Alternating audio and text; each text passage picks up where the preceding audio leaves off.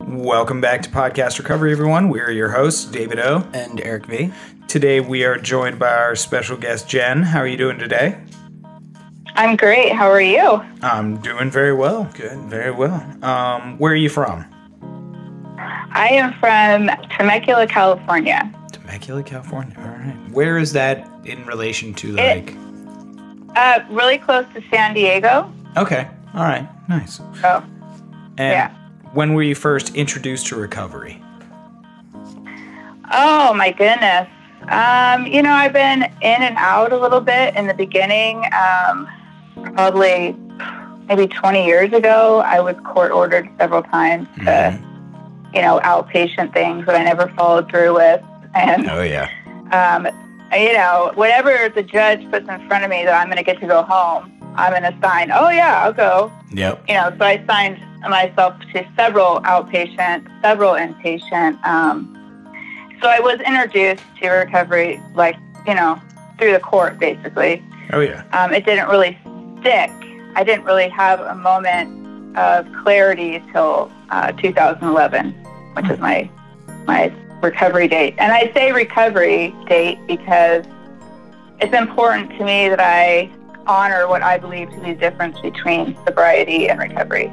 Absolutely. 100%. And you just answered my last question, which was going to be, how long have you been clean? May 1st, 2011. Yeah. Miracle. Nice. So you just celebrated 8 years.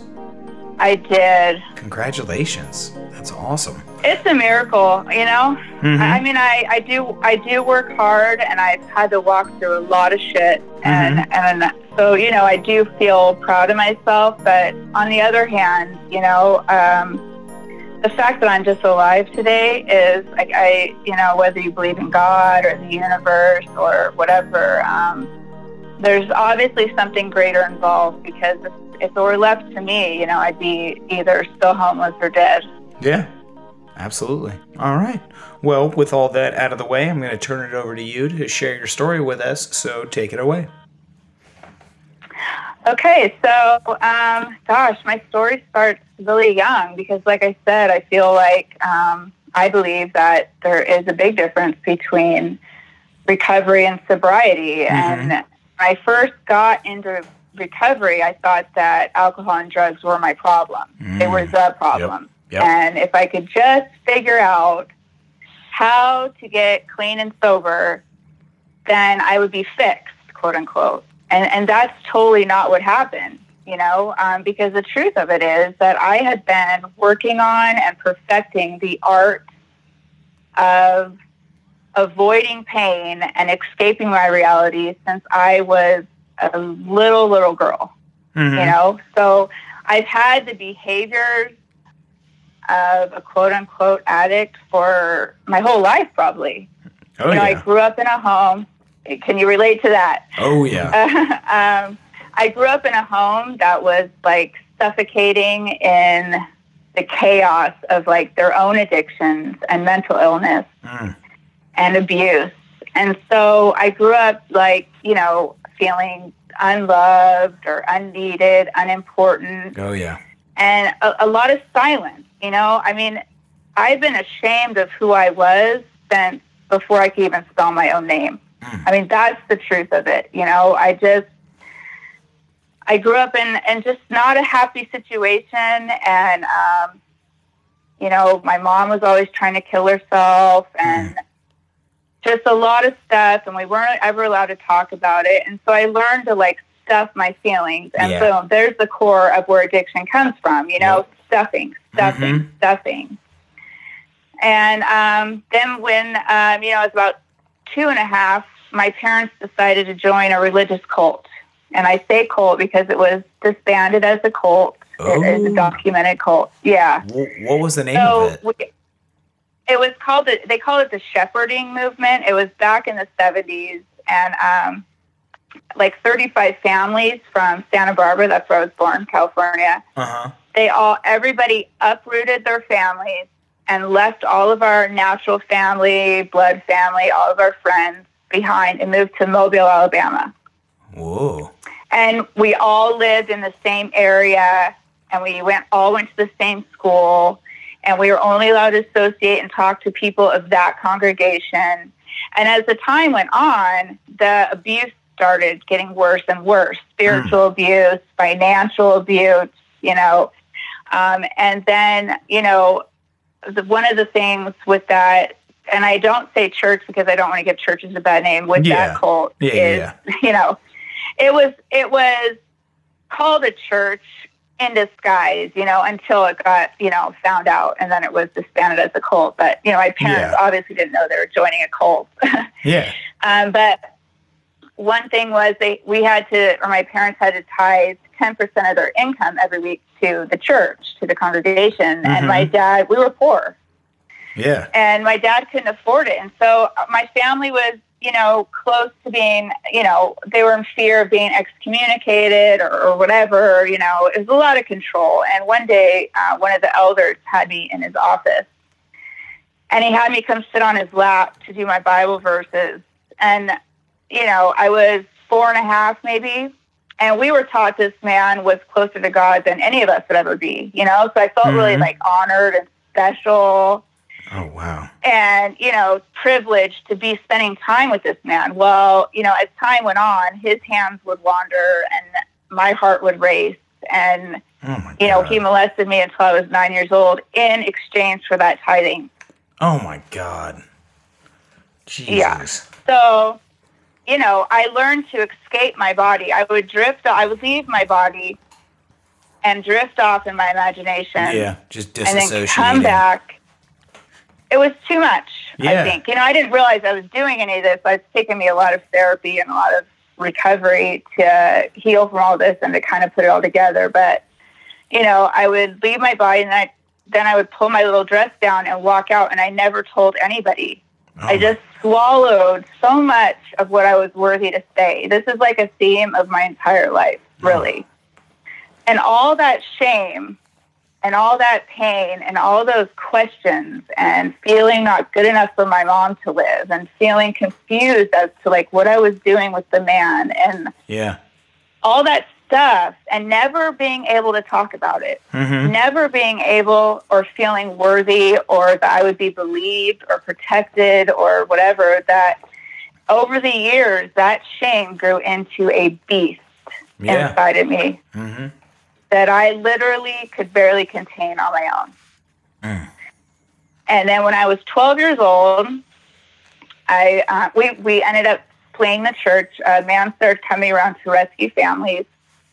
We ended up fleeing the church when I was 9, coming back to where I live now. I've lived here since I was 9 in Temecula. Mm-hmm.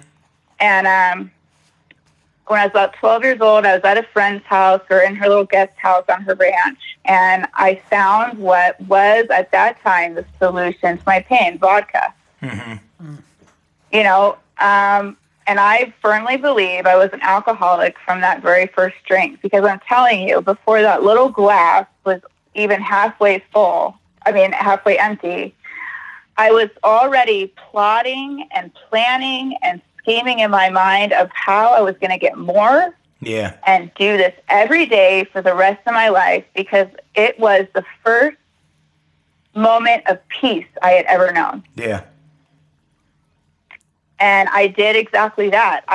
From that day on, 12 years old, I drank as often and as much as I possibly could. Mm-hmm. Yeah. And it calmed the beast down. It just numbed it, but it stuffed it back deeper. And, we all know that the stuff you don't avoid, it doesn't go away. It just grows. Oh, yeah. And you can only keep a beast caged for so long. I'm telling you. And so as time went on, the alcohol alone wasn't doing it. It just wasn't cutting it, And I was, in high school, dropped out of high school, found the people that were doing harder drugs. And, alcohol always stayed with me and was a major problem, And then when I was about, 19, I think, I got a wisdom tooth pulled and they prescribed me Vicodin. Mm. And I'm telling you now that opiates took my life like a thief in the night. Yeah. I was fucking hooked. I had every wisdom tooth pulled one at a time so I could get a prescription for each one. I had like headaches, knee cortisone shots, my doctor shots, and ER hops. My life was falling apart. I mean, completely shattered, completely falling apart. And I ended up losing my apartment, and I was staying at this meth dealer's house, and as time went on with the doctor shopping, ER hopping, it started to not be enough. So I found somebody that sold pills on the street, and then it was into oxys, and I was, the constant cycle of dope sickness. And, when you're an opiate addict, you're dope sick at some point every day. Whether it be you happen to sleep that night and you wake up, at some point every day you're sick. And I was at this meth dealer's house, and I was on his couch so sick. My pills hadn't come. It had been like 2 days, and that's when it really starts kicking in, the sickness. And he said, I have someone coming over with something. And I thought, thank God, pills, Well, that's not what he came with. He came with heroin and a needle. And at that moment, I was so desperate for anything. Yeah. I didn't care. And there went, then the yet of not being, at least I'm not an IV drug user, how we do that yet. Yep, those nevers, yep. I'll never do this, I'll never do that, yep. I'll never drink in the morning, or at least I don't drink and drive, or at least I've never been to jail. All my yets are gone. I'll just tell you that right now. So then I became, a heroin addict. And then, I added meth to the spoon. And it was heroin and meth for about 15 years, in my neck. Ooh, just wow. Homeless. Yeah. Like I said before we started recording, I go big or go home, I guess. Yeah. It's sometimes in a good way, but a lot of times in a bad way. Yeah. So, that's pretty easy to, kind of see where I went with all that. I mean, homeless, eating out of garbage cans, peeing on the street, breaking into homes. And, I would knock on doors, and if nobody answered, that was my clue to go break in. And just crime and destitution and, living in the underworld, and I've lived here since I was 9. And so I started getting arrested, over and over again. And so I got a name for myself in this small, because this town is somewhat small. It's grown since then, but, the cops all knew me. So they started really coming after me because I was just, You were kind of a menace. I was a big menace, yeah. It's, I lost completely who I was in my heart. I lost sight of any morals or any, ethics. Just, I became, I thought that's where I belonged. I really thought that I belonged on the street, that was it for me, I just recently did a photo shoot, and I did it on top of this bridge, and it was so amazing because I used to live under that bridge. Wow. And I was standing on top of this bridge, and she was taking pictures of me, and it just hit me like how amazing recovery is, because it didn't, even though I have 8 years, and that, to someone might seem like a long time, it's still yesterday. It's still yesterday. Oh, yeah. It's still nothing. I have less time, in recovery than I do in my addiction, you know? And I was standing on top of that bridge, and I was remembering when I used to sell heroin under that bridge, and I would do it by myself because I always thought I was a badass, and I always wanted to be tough, and I was always like bloody knuckles and spitting nails, and, no one can ever hurt me. And 2 men jumped me and assaulted me and robbed me of my drugs and my money under that very bridge. Oh. And left me in the dirt. I had dirt in my mouth. My pants were off. I mean, it was horrid. Oh. But here I was, like, full circle. And that speaks to the power of recovery, man. I mean, I wish I could bottle this shit up and just pass it out to everybody. Mm-hmm. You know, everybody is so capable and worthy of healing their lives, you know? So eventually, you know, the course got sick of me and I got sent to prison. So I was sentenced to 4 years in state prison. And, you know, nothing can prepare you for that. Mm-hmm. I mean, prison is fucked. Oh, yeah. Especially in this country. Oh, God. And the thing that blows me away about prison is that there are people in there that have committed horrific crimes that weren't even, like, loaded.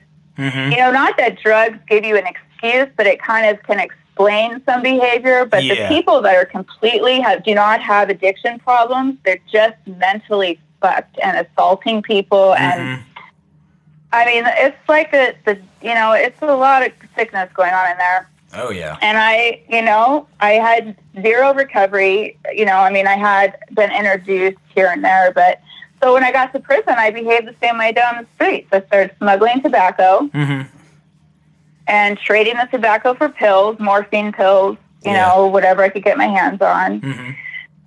And so it's like I was existing in the same way, you know, at some degree as I was on the streets. I was still acting tough. I was still not dealing with any of my issues. I was still, you know, it was always like the push and pull with me. Like I was pushing people away and inside begging them to stay. You know, I was so lonely. I was so broken. You know, I was so broken on the inside, but the outside was so aggressive. And, and you know, here I am wanting love and wanting acceptance and wanting to cry. But yet, on the outside, I'm so fucked that nobody wants to even be near me. You know? Oh, yeah. It's like so self-defeating. So in prison, I had about a year left in prison.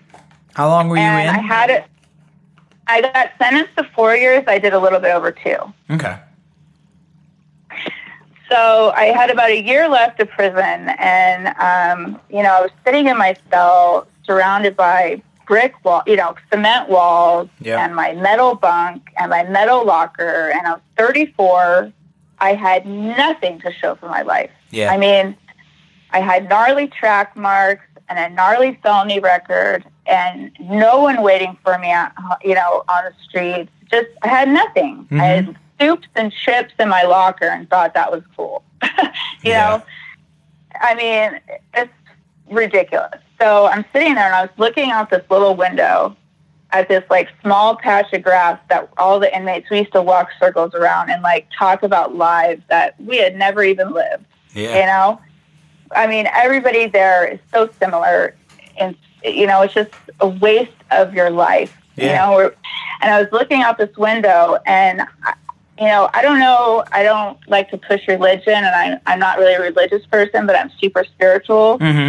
I had a moment, you guys, that I cannot explain, but except for to call it a divine intervention, I don't know, but all of a sudden, the sound just like left the room for a second, and I heard 4 words, or I felt them, and it said, "This is your life."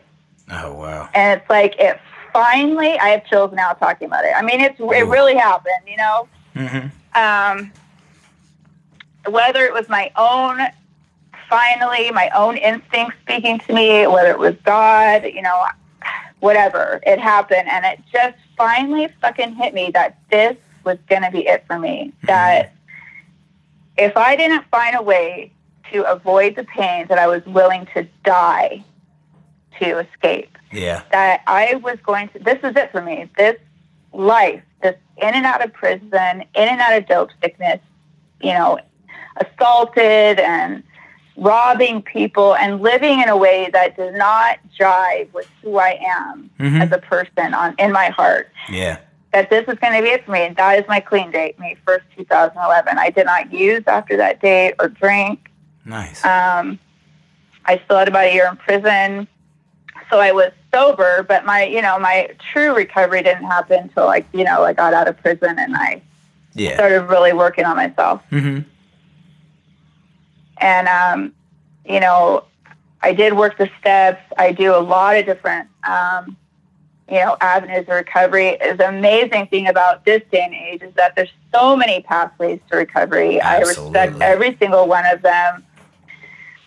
No matter what it takes, the fact that anybody takes the step to get clean and sober and heal their lives is fucking badass. I would never talk shit on any different one, whether you do the 12 steps or you do whatever, you go to church, whatever it is you're doing. Yeah. Just keep doing it because, I mean, man, there's nothing out there. Right now, I just saw a thing that 9 people just overdosed in 2 days in Ohio.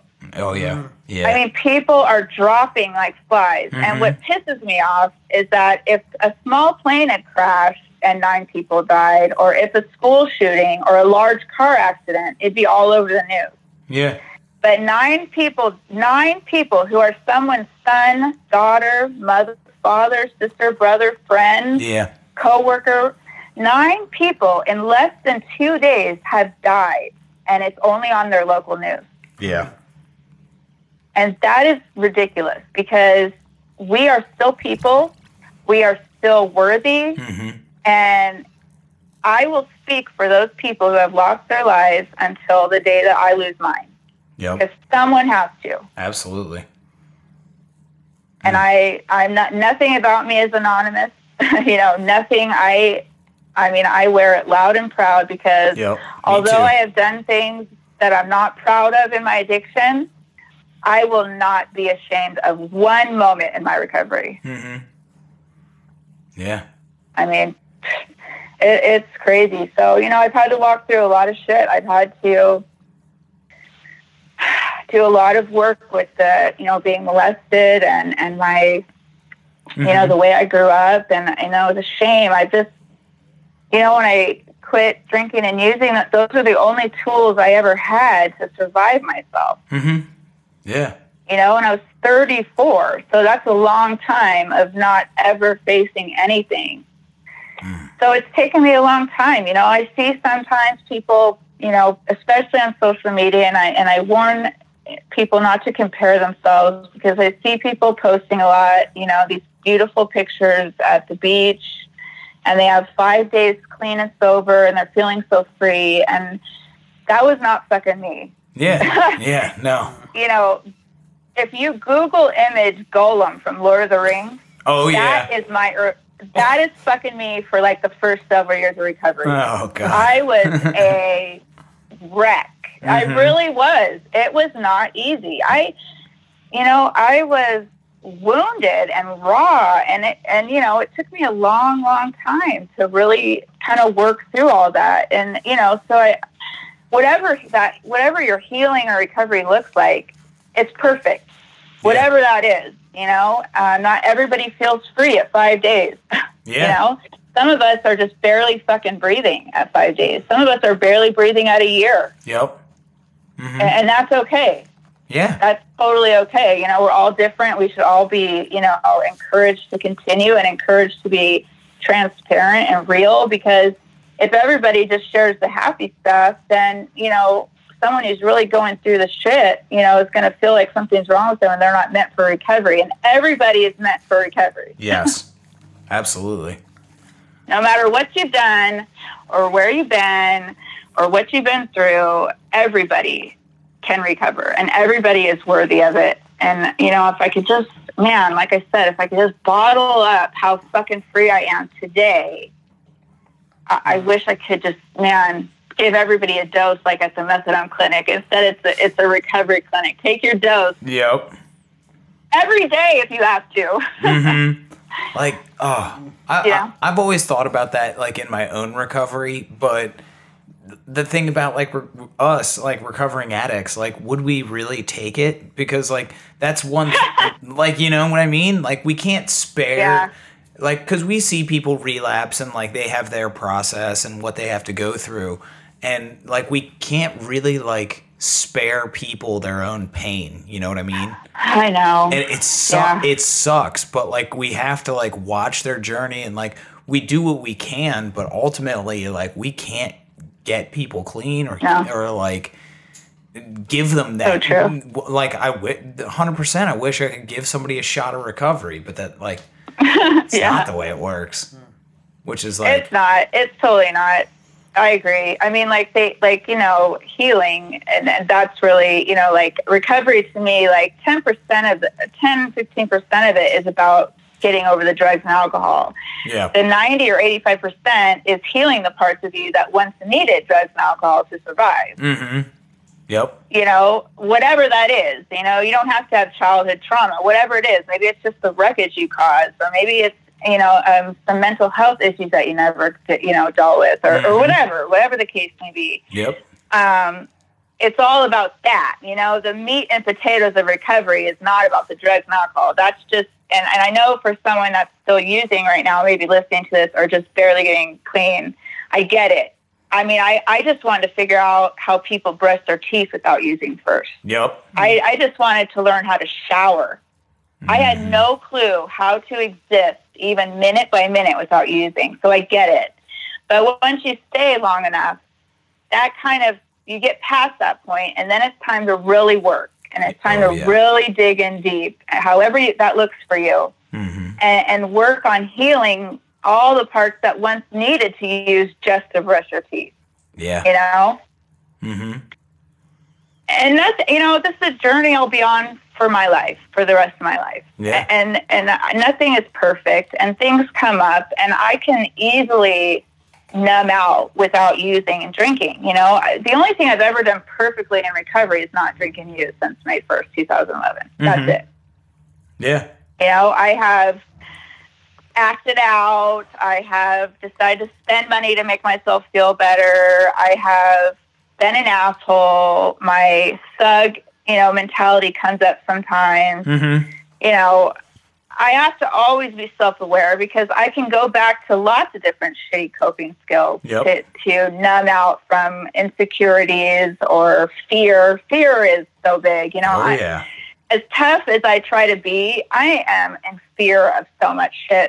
It's, fear is huge for me, and so I just try to, the biggest thing is that the power to change your life is in the pain that you're just desperate to avoid. Like, that's where it's at. Like, that's where the gold is. Yeah. And until you figure that out, and until you just take that first step and to sit with that pain and face it and get through it. And then it's like, once you figure out the freedom that comes after that, you never want to avoid pain again. So like for me, whenever stuff starts coming up, I'm on it. I want to face it because like, there's my fix. I know that if I just sit through the shit and walk through it and just whatever that looks like, that on the other side, it's like I'm like one more notch up the level of freedom. Mm-hmm. Yeah. I'm totally with you on that one.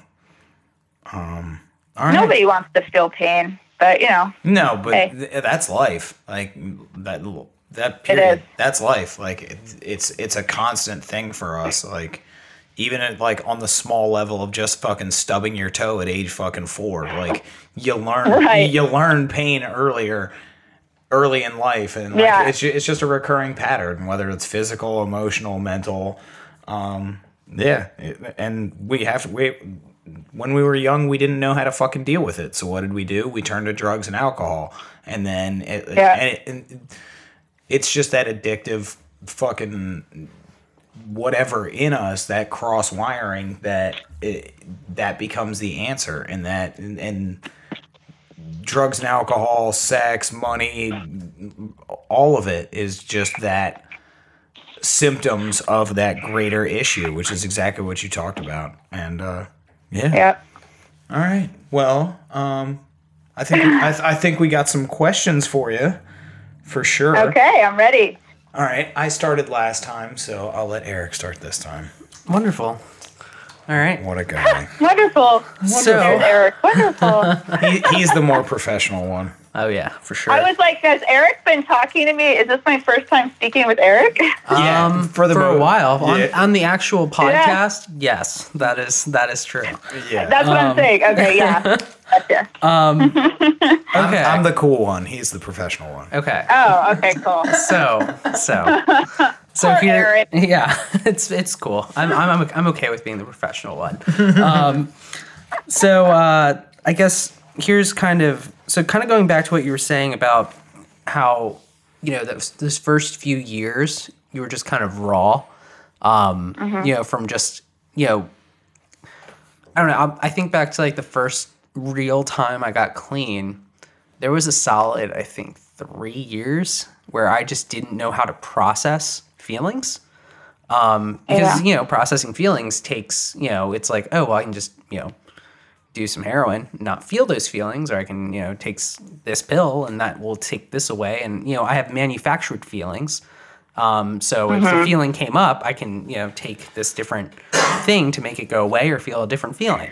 So how long did it take for you to learn how to cope with kind of the world on its own terms and, you know, before you felt normal? Oh, that's a good one. You know, it was slow. I think, you know, like I said, the first few years were so raw for me, and I learned like little things, like how to cope with people that are at the grocery store and not, I mean, my behavior was so barbaric for so long that, you know, to go in a store and not steal from it, even clean, was completely foreign to me. To deal with people that were rude, that were not respectful, you know, that, because everything's about respect on the streets and in prison. And, you know, I had to like readjust my whole entire way of being to like be able to fit with society. I was super institutionalized and super street, just soaked in the street life, you know? Yeah.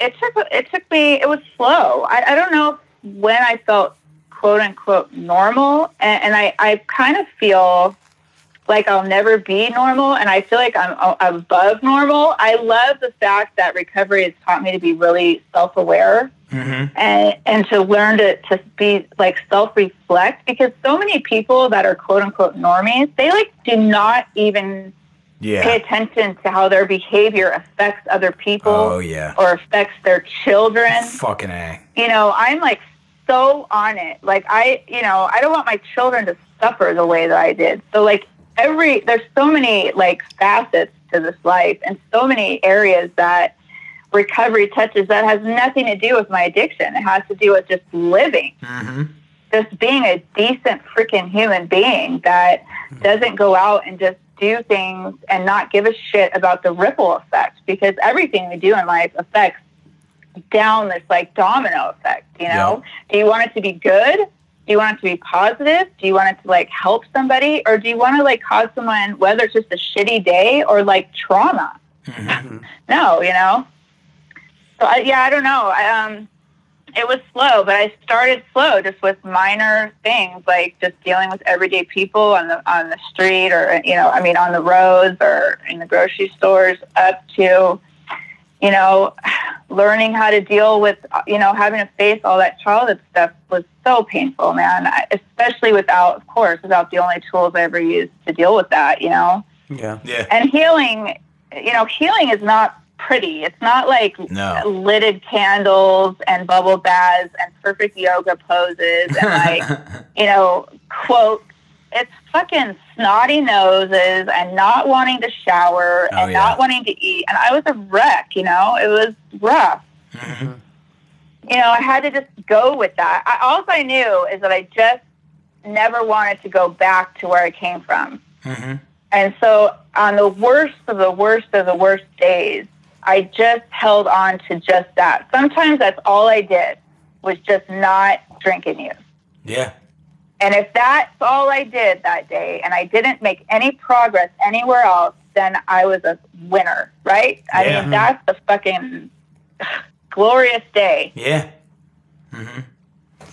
Nice. All right. So, you know, you add those days up and eventually, you know, you could become more in your footing, you know, firm in your footing in regular life on life's terms, I guess.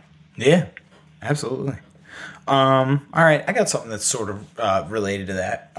Because when we're in active addiction, and especially like through like life's trauma, we deal with trust issues, like, and especially on the street, like, and dealing with other fucking drug addicts, like, we don't fucking trust anybody. and you spending time in jail, I'm sure only compounded that. So once you got out and really dove into recovery and started asking people for help, how was it for you to develop that trust that people were genuinely trying to help you? You know, one thing is that the more I started to trust myself, the more trust I was able to have in other people. Because I think my distrust was because I was untrustworthy. Oh, you know, that all is a reflection of yourself. You know what I mean? Yeah. So, I mean, I was the girl you couldn't have at your house because I would have stole your jewelry while no one's looking. I mean, that was the kind of shit I did in my addiction. I just was terrible, you know, just whatever I could do to keep myself afloat. It didn't matter who you were. So, and I lied and I was, you know, manipulated and all that stuff. So when I first got into recovery, no, I didn't trust people. I would see people sitting there laughing. I thought they were bullshit. They're using. Yep. There's no way that you're fucking happy. Cut the shit and tell me the truth, you know? So, but as like I started to see that I actually wasn't using and I was actually doing the deal, I kind of started to, it just shifted a little bit on its own. And another thing with me is I don't trust words to this day. I trust what I see. I trust the feeling I get, you know, and part of being on the streets and part of being, you know, in prison where it's very dangerous a lot of the time, and part of being growing up, you know, with childhood trauma and around people that are predators and abusive is that you learn to pick up vibes. Oh, yeah. You learn to read body language. That's how you survive. You know, you learn to pick up when someone's acting shady. So I actually use those skills in recovery because there are people that do have clean time that have no recovery. Yeah. Share that. So, oh, yeah. You know, you can, to go and ask someone just because they have the longest clean time is not the best idea. I have met people that have, you know, 6 months that are the most solid fucking individuals that I would much prefer be with them than somebody that's got 10 years that's like existing as if, you know, their ego is like it, you know? I don't, you know, it's all about the vibe. So like, yeah, you know, it took me a long time. I didn't trust what people said. I did trust what I saw. Yeah. And I kind of just like gravitated towards quote unquote my kind of people. You know? Yeah. I like people that have been through the shit. Yeah. I just do. I think people that have been through the wars are just solid people and the most loving, with the biggest hearts. I mean, the people that have just like been through so much shit, trauma after trauma, and here they are, barely hanging on to their ass, yet they're reaching their hands out to help someone else out of the fire. Those are my people. Yep. Yep. Me too. And those are the people I look to. You know? I have no example of a mother a motherless daughter, you know, ultimately. So I look towards mothers and how that I respect, how I see them mother their children, and I emulate what they do because, you know, I'm a 42-year-old woman, but I'm just barely learning to walk on the inside. Yeah. You know, I really am. I really am just learning how to live this life still. And so I do what probably a child does. And I watch people that I look up to. And I kind of just pick up here and there. I pick up pieces from people that I really respect. And respect has nothing to do with clean time. Respect has nothing to do with status or money. Respect has to do with heart. Yep. Period. Cool. You know? Nice. It's hard to trust your intuition when you're first getting clean. I get it because we're just so fucked up. We don't know what to trust. Yeah, but no. You know, but as time goes on, you know, it's like we don't know if we should trust our gut or not. I love how people say trust your gut. Well, when you're first in recovery, you don't know if you can trust your gut because your gut's full of fear, you know, fight or flight, and you're just so, you know, torn up. You don't even know which way is up, and your ass from your head, and sometimes you're like. Even your gut can fuck up sometimes. Sometimes your gut can be like, well, fuck this, let's go get high. And like, that's not, like, Yeah. you can't always go with your gut. Like, No, you get right.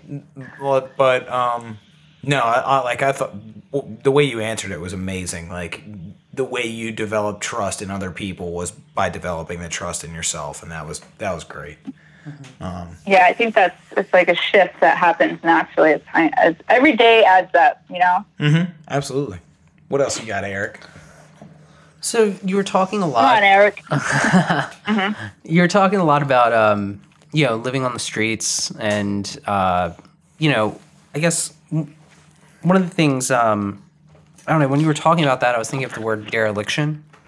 Can I be honest? I totally thought of, like, Zoolander when you just said that, derelict.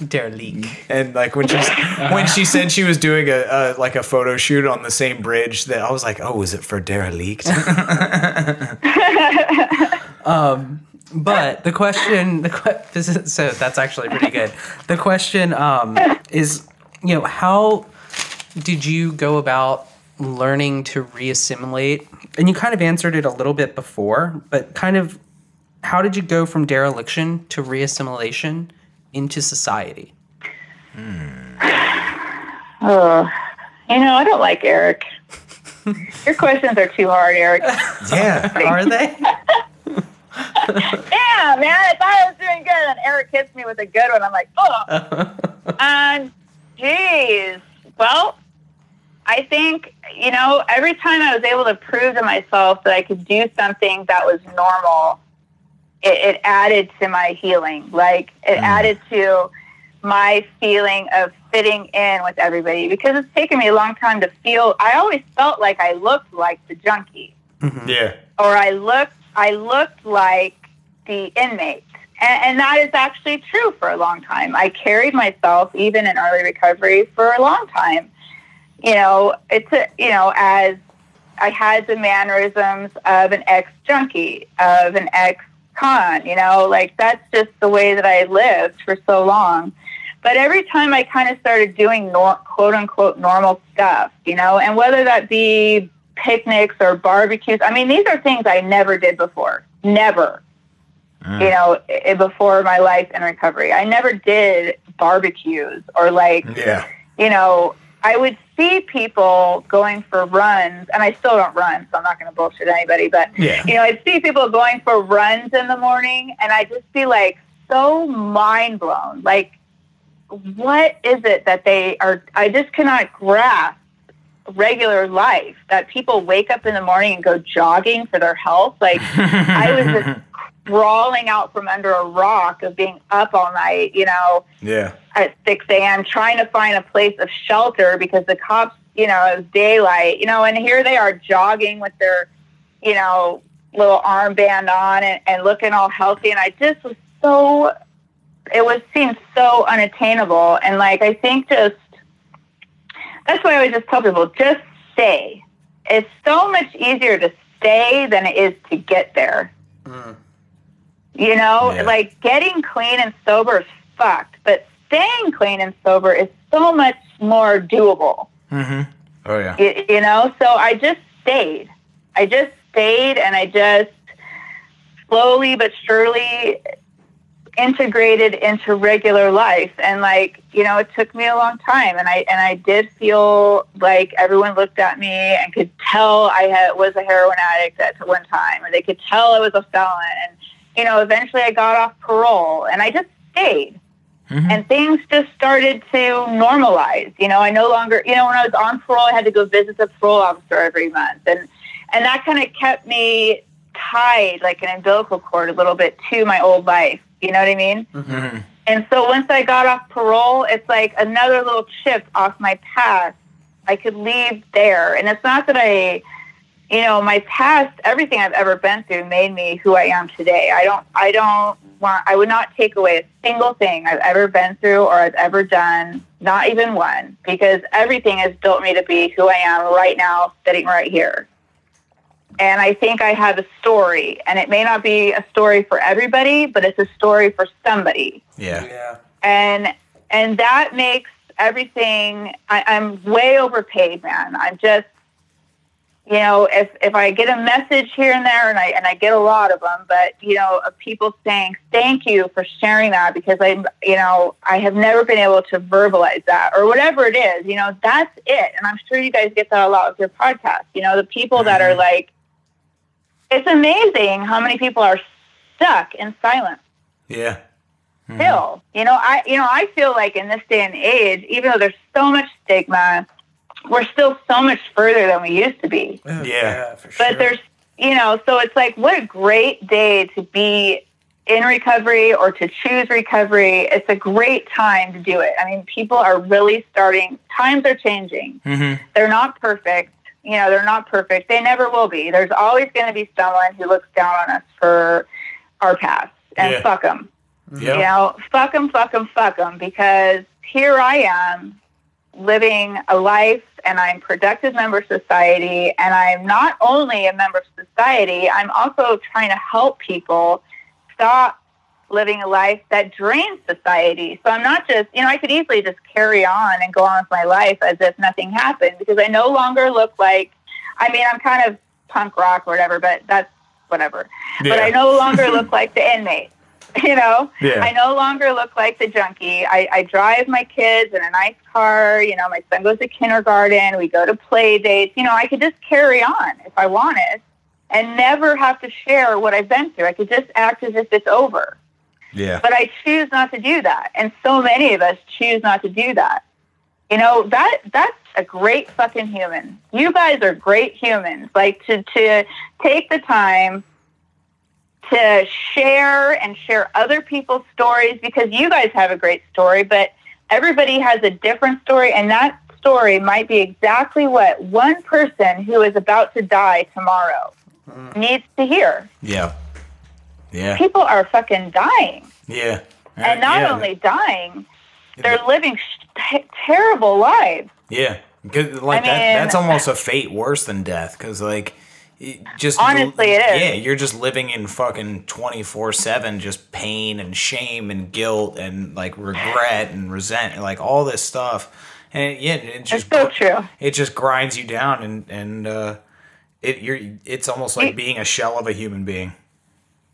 Oh, that's a great way to put it. That's exactly what, like, I wrote a book, and, like, that's, like, I've been doing so many things just recently, like, so many, like I said, this is a journey I'm going to be on for my entire life, I think, healing from, especially the childhood stuff. That stuff is so deep in me, so I have, like, a lot of, my hands are in a lot of different things. I do a lot with addiction recovery, but I also do a lot with inner child work with people that are, healing from horrendous.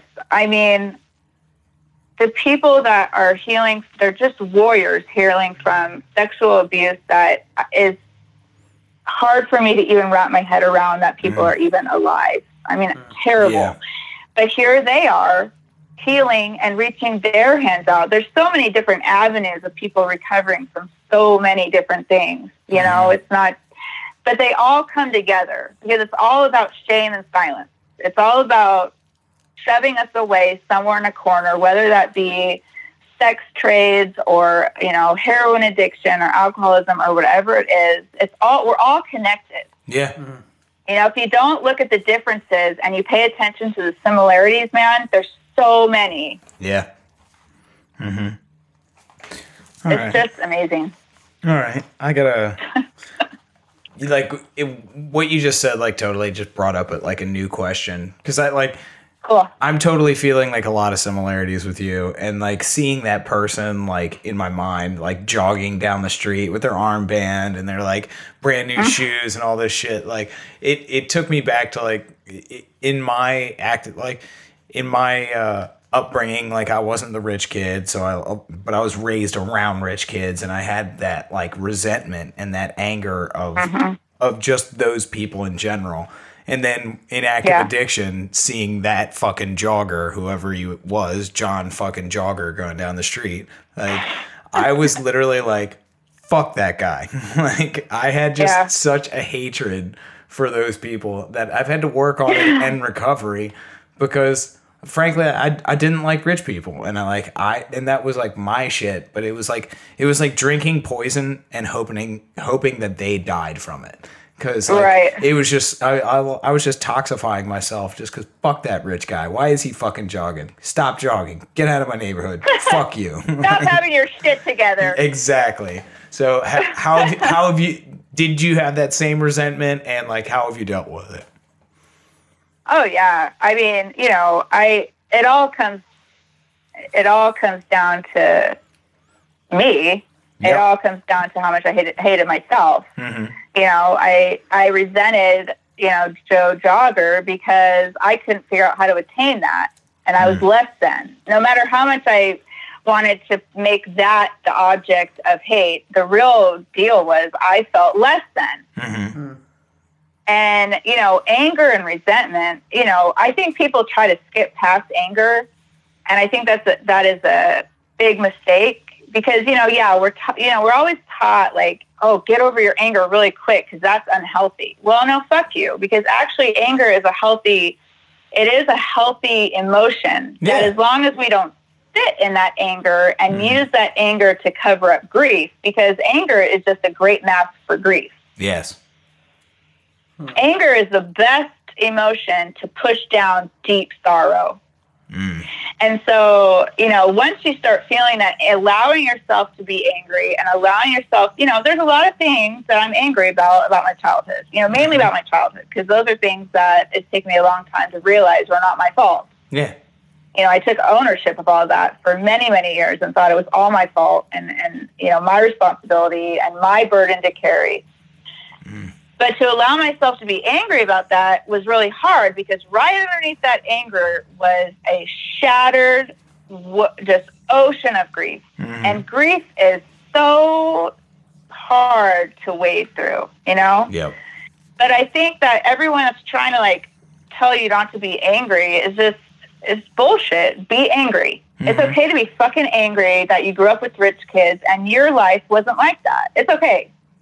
So you're angry. So now what? So then you get over the grief of, actually what it was that you felt less than. You missed out on stuff that they got to, that they were getting to do or whatever it was. You felt inferior or, it was all the, lack of that you took as a reflection of yourself rather than just things. That's what we do. We take everything as a reflection of ourselves. Yeah. That's the difference between shame and guilt, right? And it's not their fault that they're just the dickhead rich kids. Right. Totally not. But, hey. I'm saying that totally pointed at Eric because he is the dickhead rich kid. Eric is a rich kid. Fuck Eric. Yep. I am 100% a rich kid, and I'm okay with it. I accept that, See, I've dealt with my anger and resentment towards you, Eric, and I love you. It's okay.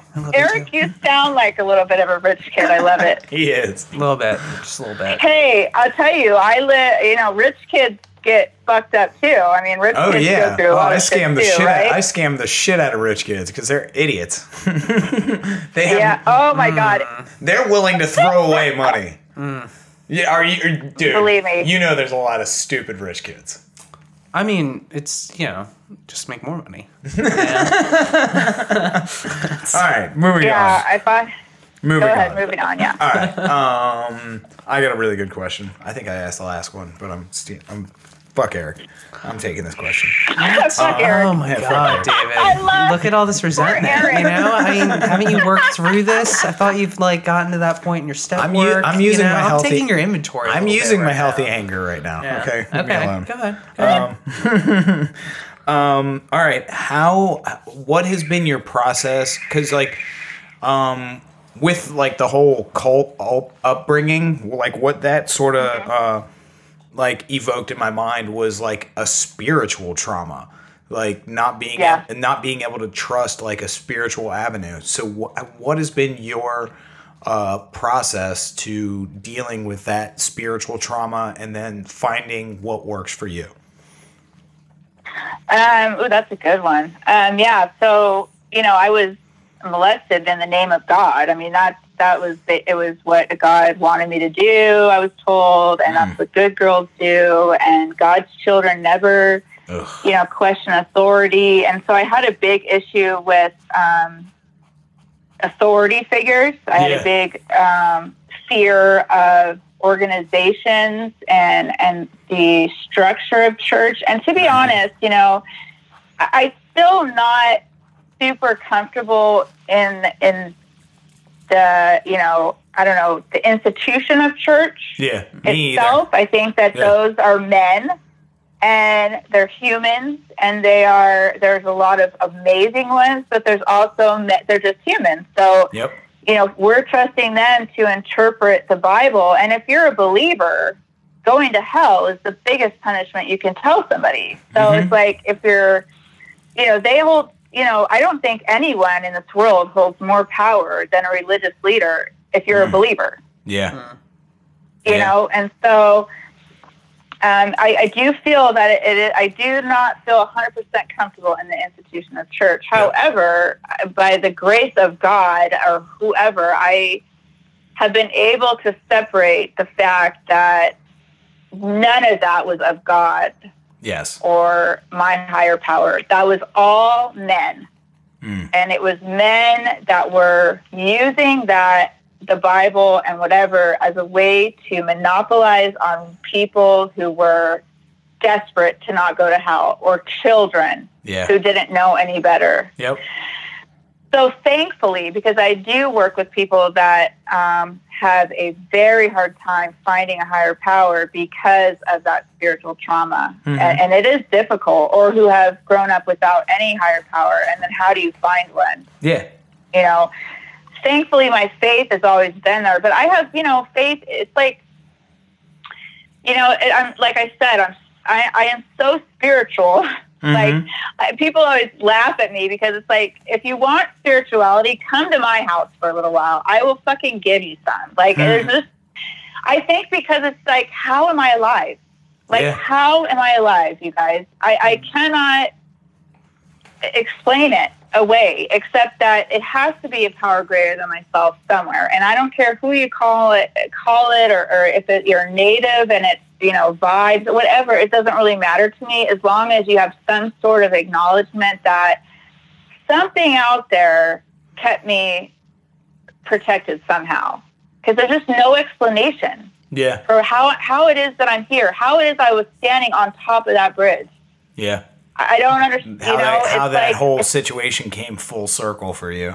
How did that come full circle for me? Because I am a knucklehead, you know, stubborn, you know, I was not one that was searching for help. I wasn't, you know, somebody asked me on a podcast the other day, who's your heroes? Who are your heroes? And I feel this from my bottom of my heart, is that my heroes are the ones that are still using or just barely clean and are showing up at like meetings or groups or reaching out through DMs and trying to get help. Like, I could never do that. What I just think those people are the most incredibly like brave and courageous and strong people to like be in the depths and reaching out and saying, please help me. I want to change, because that wasn't me. You know, I was court ordered. I was involuntarily committed and finally had enough clear, you know, it took me so many, I think the blessing I went to prison because I needed enough time to clear my head. You know, it's a trip because the last time I was arrested, I had actually used so much drugs and been on the street so long that I had lost the ability to put letters together to make words and words together to make sentences. I had lost the ability to read. And today I'm an author. So go figure. I mean, there's just no other way for me to grasp that unless I feel like, okay, there is something greater than me at work here. It's not all me, because I'm not that put together. My shit is not together. You know, I'm just not. We are not Joe Jogger. I am not Joe Jogger. I am not. I am so far from that. So, like, I cannot give myself all the credit. You know, I've worked hard, but I'm telling you, like, from where I come from to be where I'm at today is not all my doing. There's no way. All right, Eric. No way. All right. So, what else you got? This will be my last question. You kind of mentioned it earlier about how everyone's recovery is different, and how, one person's process might not work for another person. So the question is, what does recovery mean to you?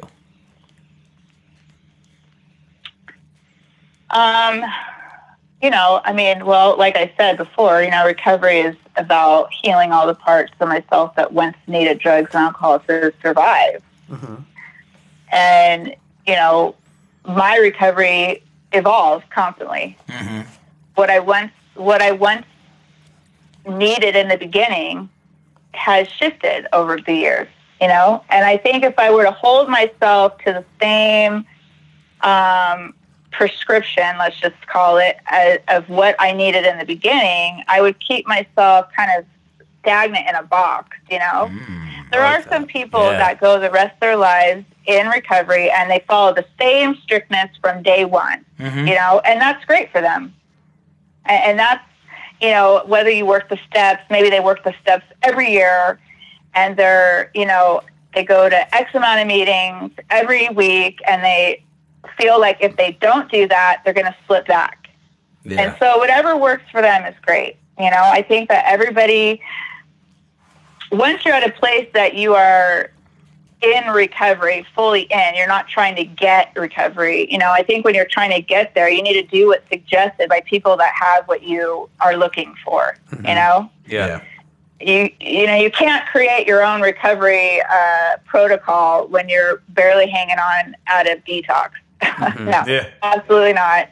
You are not in any place to decide what's good for you. But at some point, you do need to, I think not need to, that was the wrong wording, but I encourage people to start to, you can begin to trust yourself. And you can begin to kind of like, hey, I think I want to add meditation in, or I think I want to add in yoga, or I think I'd like to, maybe I'd like to do this or that, or, whatever it is. And so, like, my recovery has evolved over time as I evolve, because I think that's how everything goes in life. I think just because I'm a recovering addict doesn't mean I have to keep myself stuck in a box that once worked for me. As I grow, just like anybody in the world, like, we evolve. We find new hobbies or new avenues that enrich our lives, It's hard because I never want to say I go to this many meetings a week, because I don't want someone to take that and run with it as that's what they should do. Yeah. And that's when we're just barely getting clean, that's what we're looking for. We're looking for an exact map out of what we got to do. And if so-and-so who's got 8 years says she only goes to X amount of meetings a week now, that's all I got to do.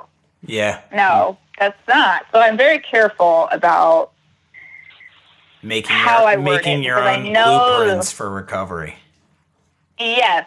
I know that there are people, because that was me, because I was looking for the least amount of work with the most amount of benefit. How can I skim this whole, recovery deal? How can I kind of like weasel my way through it with the least amount of pain and the least amount of work? Well, every time I did that, I relapsed.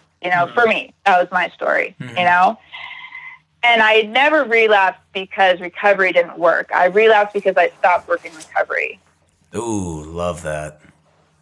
I really feel that if you work recovery, I hate to say it's like a guarantee, but I kind of feel that, your odds are a lot fucking better. Your odds are a lot fucking better. Shit happens. But when people relapse and say that's part of recovery, that is an absolute lie. Relapse is a lack of recovery. However, many of us relapse. It is nothing to be ashamed of. Nobody should judge anybody for relapsing. And the point of, hopefully, if you survive a relapse, which is a miracle in itself, hopefully it is something that we learn from and we become stronger from, but it's not a part of the process of recovery. I fucking hate that so much when people say that. Oh, well, it's just a part of recovery. It's just a part of, no, it's not. Absolutely not. Mm-hmm. It's just a lack of recovery, and we can hopefully live through it and become stronger from it, but it's not part of, Yeah. So when you're really working in recovery, it's not your guaranteed, but I feel pretty freaking confident that I'm going to be clean through the night until the morning. Yeah. And then tomorrow morning, I'm pretty, and it's just day after day and, the whole one day at a time thing. But eventually you stop, my obsession to drink and use has been lifted. Yeah. By all the work that I do. Mm-hmm. My focus is on other things about me. Like I said, it's not about alcohol and drugs anymore. It's about the trauma and how that manifests into my life, how it manifests into who I see when I look in the mirror, because there's still things about me that is still shame comes up, and not being worthy and, the childhood stuff and the fact that one thing about being a felon is I can't go with my son school for his field trips. Yeah. I am not allowed because I am a felon. I have no child charges, no violence, only drug charges and stolen property charges. But in the state of California, if you are a convicted felon, you cannot be in control, monitor anyone else's child. So I can't be, responsible for anyone else's child at school. So there are some things that I have to accept that are a repercussion of my past that I have really no control over the fact that that is the way it is, So sometimes that makes me feel, less than the other moms and embarrassed. And is my poor son going to ask why I can't go on field trips? And so far I've been able to, he's only in kindergarten, so there's only been one field trip and everything worked out fine, but, shame comes up, guilt, shame, all that stuff. I just, I don't know. I feel like as long as I keep going and I don't let that consume me and I face all of it, that, I'm pretty much, I feel confident that I'm going to be here tomorrow. Yeah. Right. Did that answer your question? Oh yeah. That's great. Okay. That was great. And actually you pretty much answered my last question in your answer. So it was a fantastic answer. You answered 2 questions in one. You didn't even know about the second question. I know. Yeah, the second question was right? importance of unity and through recovery, and you talked about that, just finding whatever avenue and just being a part of it, working recovery, and that was amazing. But yeah, I think we're about out of time, so we would like to thank you for joining us. We'll give you a quick golf clap. Thank you. Oh, yeah. We can't be too loud. We can't hurt our microphones. No. And where can we find you and your stuff? And, this is your time to plug your book and all your outlets for the world. Okay. So, I did publish a book just recently. It's called Shape of a Woman by Jen Elizabeth, and it's on Amazon. And basically it's the first part. I just started writing my second book. It will be the goal and the dream is it'll be about a 5-part short read to equal my memoir. It's just about nice. My life and how I've overcome it and what I've gone through in healing and forgiveness and all those important crucial things. And it's just about empowering yourself to come up out of the shit. Yep. And I'm on Twitter, I'm new to Twitter, just trying to get the hang of Twitter. I'm trying to branch out a little bit. I'm on Twitter as Resurrect with a K of me. I'm on Instagram mainly, which I'm Resurrection with a K _ me. Facebook is the same. I answer all my DMs unless you're trying to buy my underwear, because I've had several people trying to buy my underwear. That's disgusting. Yeah. That's weird. That's disgusting. Straight up disgusting. And they didn't even offer me much money, which really pisses me off. Oh, how insulting. Those bastards. That's so insulting. Yeah, fuckers. I'm better than that. But yeah, but other than that, I answer all my DMs. I mean, I have a huge network of people that are recovering from a variety of things that I can hook people up with and connect you with. And community is so important, whatever that looks like for you. Yeah. And so send them our way for sure. And yes, and if you guys, man, I cannot wait till you get on Instagram, because that's like my thing. That's like my niche, man. I got amazing people, tons of podcasts. I totally can't wait till you guys are on there so I can share you guys and, you know, spread the word, and you'll have like Insta followers. I'm telling you. Nice. Insta followers. Yeah, right. It's a great community. We're everywhere, right? Oh, we're fucking everywhere. Exactly. And I'm telling you. And that's what podcast recovery is all about. We're about really breaking down a lot of the barriers between the different fellowships and different ways and modes of recovery, and just saying fucking recovery is recovery. Let's all get together, get on the same boat and start moving the right direction. It's all about just helping each other. Yep. 100%. I know. It's totally true. While we're all fighting about which is the best way, people are dying. Exactly. Yeah. Like, it's fucking recovery. It's like, I work my steps this way. You should work your steps this way. It's like, just who the fuck cares? Just like, do your thing. And I'm going to do a quick quote, which from George Carlin, that talks about spirituality, but I'm gonna rope recovery in there as well. Recovery and spirituality is like a pair of shoes. Find what fits for you, but don't make me wear your fucking shoes. Amen. There it is. That's right. All right. And by the way, if you're ever out Baltimore way, come like hit us up on Twitter, or once we get there, Instagram. We'll get some crab cakes, and if I'm out there, we'll get some tacos. Yay, crab cakes! I'm down. Fucking A. All right. Yeah. Okay. I would love to. Thank you guys so much for having me on. Absolutely. Let me do our little sign off real quick, which I accidentally deleted on my phone. Where is it? Open. Party foul. Party foul. Yeah. It is a party foul. Yep, there it is. All right. Well, we would like to thank our guest Jen for joining us today.